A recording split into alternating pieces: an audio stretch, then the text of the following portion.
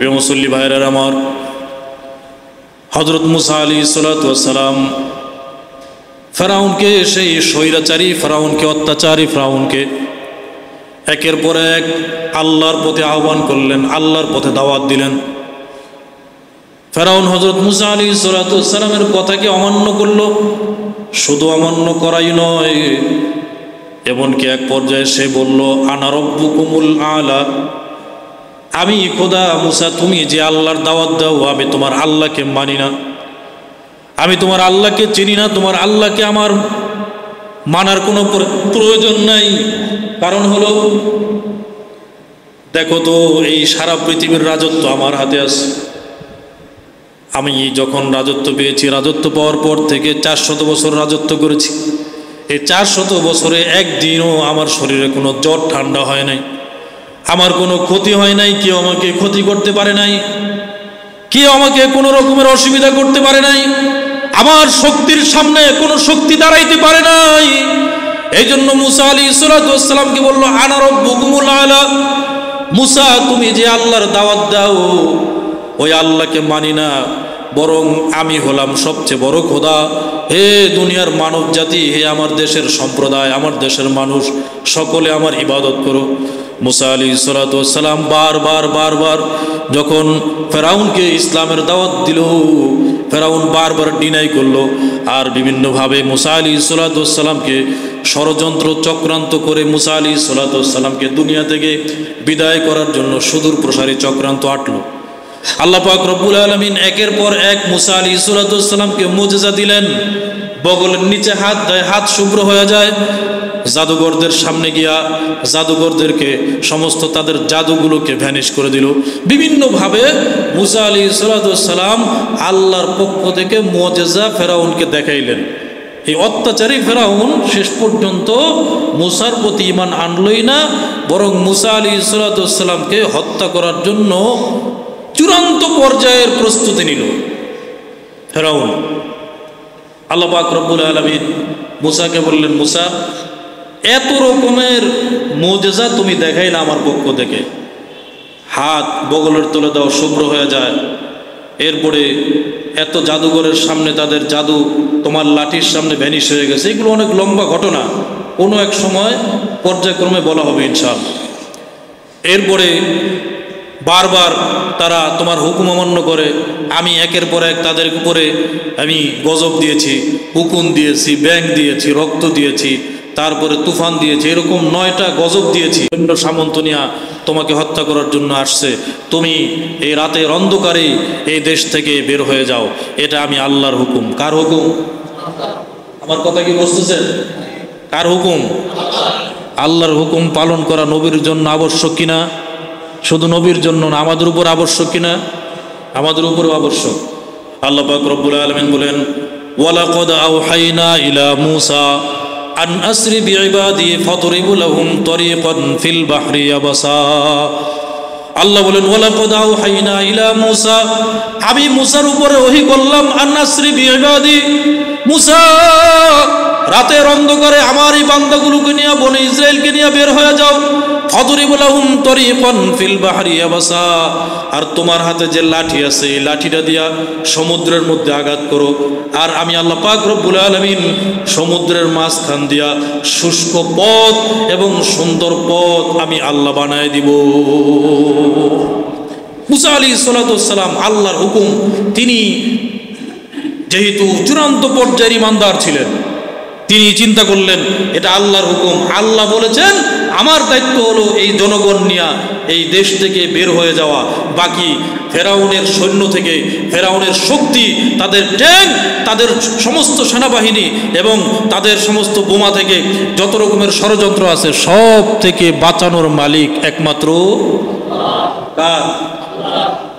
মুসার দায়িত্ব হলো শুধু আল্লাহর হুকুমটুকুম পালন করা। ঠিক না বেঠিক?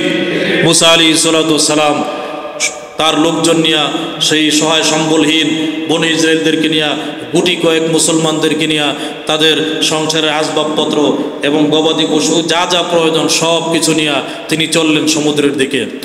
রাতের অন্ধকার, গভীর রজনী, চারিদিকে নিস্তব নীরবতা, অন্ধকার রজনী। হযরত মুসা আলাইহিস সালাতু ওয়াস সালাম যখন হাঁটা শুরু করলেন। হাঁটতে হাঁটতে দেখলেন সামনে সমুদ্র, ভূমধ্য সাগর, লোহিত সাগর তার সামনে উপস্থিত। রাত্র তখন অনেক গভীর। এমত অবস্থায় পৃথিবীর কোনো যানবাহন নাই যে যানবাহনের মাধ্যমে ওপারে যাওয়া যায়, কারণ সাগর পাড়ি দেওয়ার জন্য বড় যানবাহন প্রয়োজন আছে কিনা, কথা বুঝাইতে পারি নেই, বড় যানবাহন প্রয়োজন। তা যানবাহন পাওয়া তো একটা সময়ের ব্যাপার, দিনে আসতে হবে, দিনে আসার পরে একটা নির্দিষ্ট সময় যানবাহন আসবে, তারপরে উপরে যাওয়া যাবে। এই গভীর রজনীতে নিস্তব নীরবতা, সারা পৃথিবীর মানুষ ঘুমায় আছে। এই সময় কে মুসাকে এবং তার দলবল মুসলমানদেরকে কে এই সমুদ্রের ওপারে পার করে দিবে, এরকম পার করে দেওয়ার মতো কোনো শক্তি বা কোনো ব্যবস্থাপনা নাই। মুসা আলাইহিস সালাম তখনও অটল এবং অবিচল। তিনি এখনো পর্যন্ত বিশ্বাস রেখেছেন যে আল্লাহ পাক রব্বুল আলামিন আমাকে বের হওয়ার হুকুম দিয়েছেন, সেই আল্লাহই বাঁচানোর মালিক। সুতরাং এই সমুদ্র কিভাবে তিনি পার করবেন, একমাত্র তিনি, ঠিক না ঠিক? ফাতবাউহুম মুশরিকিন, আল্লাহর কোরআন বলে ফাতবাউহুম মুশরিকিন। হযরত মুসা আলাইহিস সালাম যখন চললেও দেশ থেকে বের হয়ে গেছে, সমুদ্রের পারে যখন মুশরিকরা তাদের অনুসরণ করলো, সেনাবাহিনীর দলবল ট্যাঙ্ক টং নিয়ে যা কিছু আছে, অস্ত্র নিয়ে সব মুসা আলাইহিস সালামের দলের পিছনে ছুটলো। ফালাম্মা তারা আল জামাআন, আল্লাহর কোরআন বলে যখন উভয় দলকে যখন দেখলো কাছাকাছি চলে আসছে, মুসা আলাইহিস সালামের লোকজন যখন দেখে পিছনে ফেরাউনের সমস্ত সৈন্য সামন্তগুলো অস্ত্র নিয়ে দাঁড়ায়, ধরবে ভাব, আক্রমণ করবে ভাব। হযরত মুসা আলাইহিস সালামের দুর্বল মুসলমানগুলো, ইমানদাররা বলে ক্বালা আসহাবু মুসা ইন্না লামুদরাকুন, মুসাকে লক্ষ্য করে বলে নবী মুসা, আপনার উপর ঈমান আনয়ন করেছি, আপনার আল্লাহর উপর ঈমান এনেছি, সুতরাং এই গভীর রজনীতে তো আজকে আমরা ধ্বংস হয়ে গেলাম। ইন্না লামুদরাকুন, আমাদের সামনে তো সমুদ্রের মধ্যে ডুবে মরা ছাড়া কোনো দ্বিতীয় পদ্ধতি নাই। হযরত মুসা আলাইহিস সালাম বলেন ক্বালা কাল্লা ইন্না মাইয়া রব্বি সায়াহদিন। ওই সময়ও পিছনে ফেরাউনের সৈন্য সামন্তের সেই পরাশক্তি দাঁড়ানো, ট্যাঙ্ক, রাইফেল, বিভিন্ন রকমের অত্যাধুনিক অস্ত্র নিয়ে দাঁড়ানো ফেরাউনের সৈন্য সামন্ত, আর সামনে হলো আপনার নদী, পিছনে সৈন্য সামন্ত, সামনে নদী, ডানে বামে সব জায়গার শত্রু। এমত অবস্থায় হযরত মুসা আলাইহিস সালাম চূড়ান্ত পর্যায়ের ঈমানদারের পরিচয় দিয়েছেন। সুবহানাল্লাহ। মুসা আলাইহিস সালাম বলে ক্বালা কাল্লা, কাল্লা, পবিত্র কোরআনের আয়াত। আল্লাহর নবী মুসা বলেন অবশ্যই না, কোশ্চিন কালেও সম্ভব না। আল্লাহ পাক রব্বুল আলামিন ইন্না মাইয়া রব্বি সায়াহদিন, নিশ্চয়ই আমার প্রভু আমার সাথে আছে।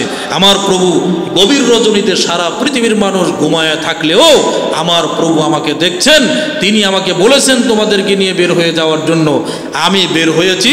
সায়াহদিন, অবশ্যই তিনি আমাদেরকে এখান থেকে পরিত্রাণ, এখান থেকে মুক্তি পাওয়ার ব্যবস্থা অবশ্যই তিনি করে দিবেন। সুবহানাল্লাহ।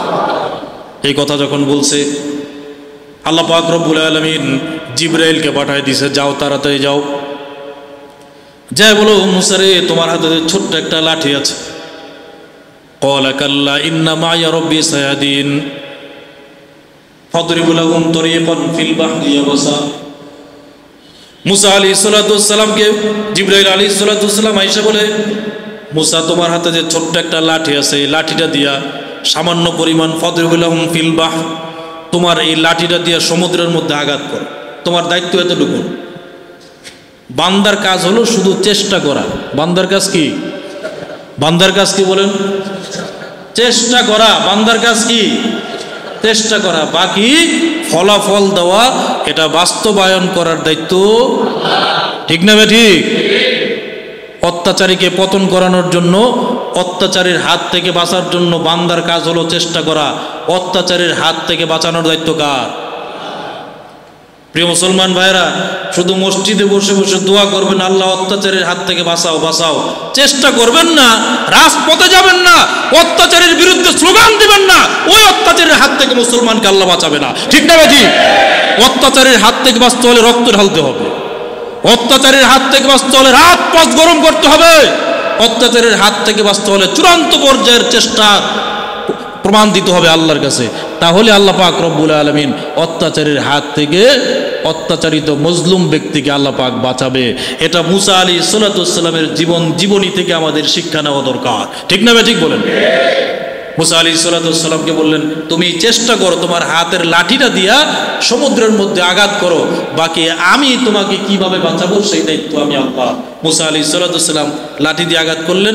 12টা গোত্র ছিল, 12টা গোত্রের জন্য সমুদ্র ভেদ করে সমুদ্রের পানিগুলো বরফের স্বচ্ছ কাচের মতো, বরফের মতো আপনার পাহাড়ের মতো দাঁড়িয়ে গেছে, স্থির হয়ে সেখান দিয়ে শুষ্ক পথ হয়ে গেছে।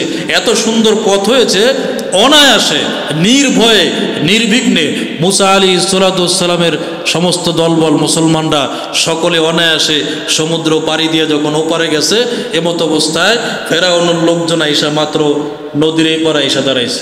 চিন্তা করে, কি ব্যাপার, এত সুন্দর রাস্তা, এই গভীর রজনীতে এত সুন্দর রাস্তা, মুসা তার লোকজন নিয়ে পার হয়ে গেল, তাইলে মনে হয় আমরাও পার হইতে পারবো। এই সহযোগিতা কি ফেরাউনের জন্য না মুসার জন্য? কার জন্য? মুসার জন্য। আল্লাহ বলেন, হ তোরেও পার করবো, দ্বারা নাম তা নাইমা দেখ। তো পরামর্শে পড়ছে যে মুসা যেহেতু পার হইতে পারছে, তাইলে আমরাও পার হইতে পারবো। ফেরাউন বলে, নাম। জীবনে কত শক্তি দেখলাম, শক্তির তো একটা গরম আছে। যারা অত্যাচারী, যারা জালেম, যারা স্বৈরাচারী, ওরা কিন্তু নিজের শক্তির বলে শরীরের গরমে এমন কিছু করে, পরবর্তীতে এই ভুলটা করে পরবর্তীতে সারা জীবন সেটা নিয়ে আপনার অনুতপ্ত হয়। ফেরাউন বলে, নাম। নামার সাথে সাথে আল্লাহ পাক রব্বুল আলামিন পানিকে বলে, পানি তুমি তো স্বচ্ছ পাহাড়ের মতো স্থির অটল পাহাড়ের মতো দাঁড়িয়েছিলা আমার হুকুমে মুসার জন্য, ফেরাউনের জন্য নয়। সুতরাং আমার এই শত্রু, আমার নাফরমান যেহেতু তোমার বুকে নেমেছে সাগর, তুমি তোমার পানি আগের মতো হয়ে যাও। সাথে সাথে পানি আগের মতো হয়ে গেছে। ফেরাউন সেই স্বৈরাচারী শাসক সেখানে নীল দরিয়ায় একবার উপরে ওঠে, একবার নিচে যায়, একবার উপরে ওঠে, একবার নিচে যায়। এমনি মাথা উপর দিকে ওঠায়া এখন চিন্তা করে কামটা করলাম কি।